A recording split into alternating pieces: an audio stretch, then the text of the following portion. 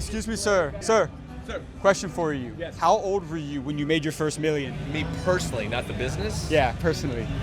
42. And what line of business are you in? I'm in software. Yeah? And do you think I could interview real quick? I have one of the biggest business media channels in the entire world. I go all over interviewing the most successful people. I think I've heard of you guys. Yeah? Yeah, I'd love Would to you want me to talk with you? Is that cool? That would be awesome. Awesome. How long have you been a business owner? This particular company, almost 20 years, and I had one before that for about 6. What was the turning point like getting into software? Did you always know that you were going to pursue software or like how did you end up in this business? So I started in tech as a young man, and in my case, that was 40 years ago, in IBM, which is a big tech firm that we all still know. But I didn't kind of move towards software until I was in the industry about 15 years, and then came to Austin to work for a company here. Kind of got the bug of the startup game, and then 3 other buddies and I started one in 2000. That was our first company. Actually.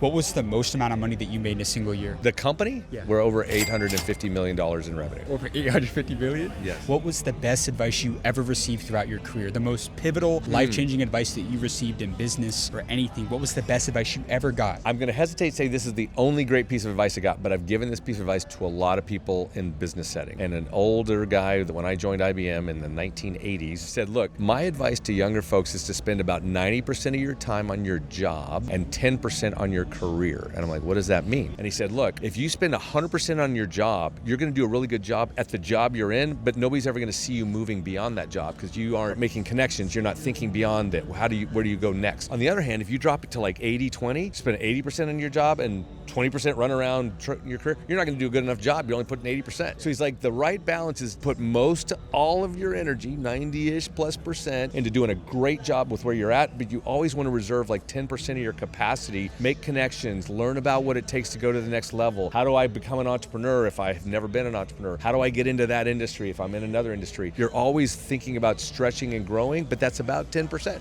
And if you keep that balance, I think that's a really healthy piece of advice. Excuse me, sir. Sir. Question for you. Yeah. Is this your G-Wagon? Yes. What do you do for a living out here in Austin to be able to afford a G-Wagon? I am an entrepreneur. I make smoothies for a living. You sell smoothies? Yes. How long have you been a business owner? 13 years. Over these 13 years, what's the most amount of money that you made in a single year? Last year we did 23 million. This year we'll do between 32 and 35 million. 35 million? Yeah. And I go all over the world. I grew a channel to 12 million followers, interviewing the most successful business owners. Can we get 1 minute with you for our channel real quick? Yeah, fuck, I see you on Instagram. I love you. Do you think everybody's built for entrepreneurship? No, not everybody's built for entrepreneurship. Listen, there's 2 types of people on this planet. People that talk shit and people that do shit. If you talk shit, you're gonna be a miserable motherfucker. If you do shit, you're gonna have a good life. So you're gonna be an action taker. You gotta be an action taker and you gotta speak life onto people, compliment people, build them up. Fuck all this cancel culture shit. If somebody deserves a compliment, you give them a compliment. Don't flatter people. Never flatter people because it's creepy and it'll come back to bite you in the ass. If you put your faith in God, miracles will happen, doors will open, shit that you never in a million fucking years could imagine will take place in your life. Excuse me, sir. Yes.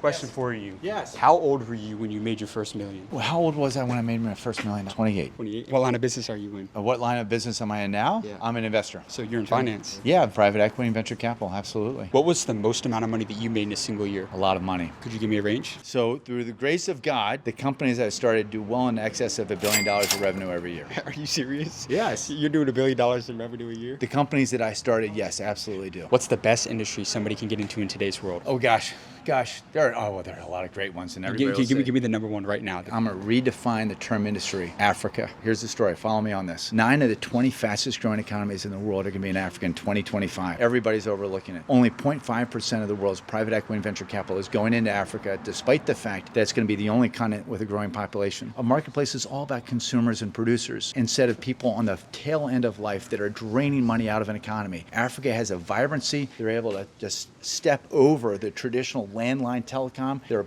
technology, they're digital natives, they're growing, they've got an incredible work ethic, they've got stable democracies now in many cases. Africa as an industry, as a concept, is the most overlooked, undervalued investment opportunity for entrepreneurs and investors right now in 2025.